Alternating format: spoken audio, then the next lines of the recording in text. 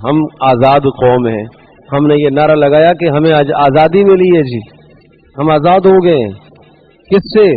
غیروں کے تسلط سے، انگریز کے تسلط سے ہم آزاد ہو گئے.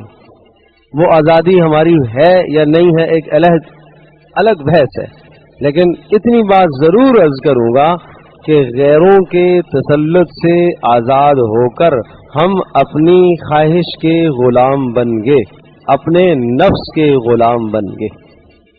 وہاں سے آزادی ہوئی، یہاں جھگڑے گئے. تو اپنے آپ کو نفس کی غلامی سے بھی چھڑانا ہے. جیسے غیروں کی غلامی سے اپنے آپ کو آزاد کیا کرایا، اس طرح سے نفس کی غلامی سے بھی اپنے آپ کو چھڑانا ہے. جب جا کے آزادی کا مقصد مکمل ہوگا کہ مخلوق کی غلامی سے نکل کر اللہ پاک کی غلامی میں آ جانا، یہ اصل آزادی ہے. اللہ کی غلامی میں آ جانا یہ اصل آزادی.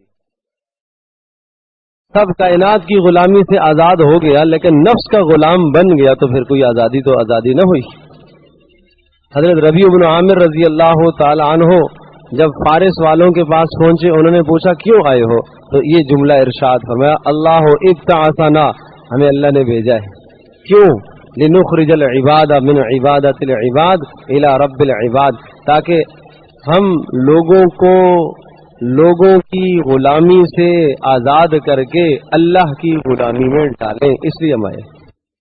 تو آزادی کا مقصد یہ ہوتا ہے کہ مخلوق کی غلامی سے ہم آزاد ہو کر خالق کی غلامی میں آ جائیں. یہ آزادی کا مقصد ہے.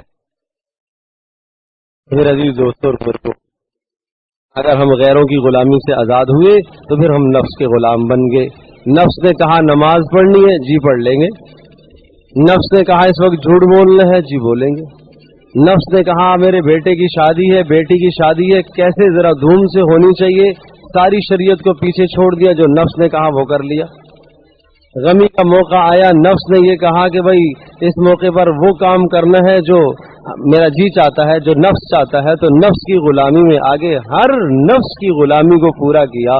تو قرآن کہتا ہے افرأیت من اتخذ الہہ ہواہ واضلہ اللہ علی علم وختم علی سمعہ وقلبہ وجعل علی بصرہ غشاوہ. جو آدمی رب کی غلامی سے آزاد ہو کر نفس کا غلام بن گیا ہے، اللہ تبارک و تعالی اس کے علم کے ہوتے ہوئے اللہ اس کو گمراہ کرے گا.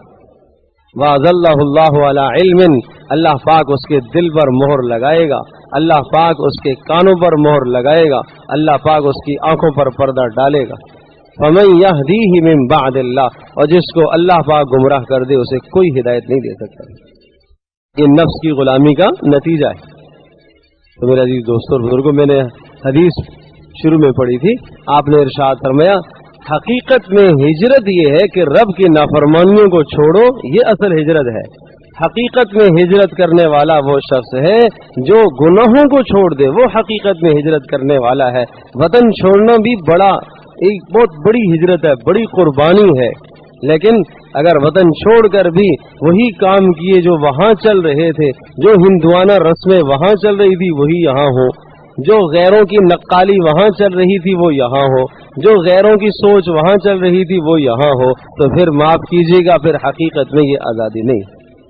پھر ہم نفس کے غلام، پھر ہم ذہن میں کسی اور کے غلام، پھر ہم سوچوں میں کسی اور کے غلام. ہاں، پھر ہمیں یہ آزادی نہیں ہے. اس میں کوئی شک نہیں، آزادی بہت بڑی دولت ہے، آزادی بہت بڑی نعمت ہے. اس آزادی میں انسان ہو کر اللہ کی بندگی کیا کرتا ہے.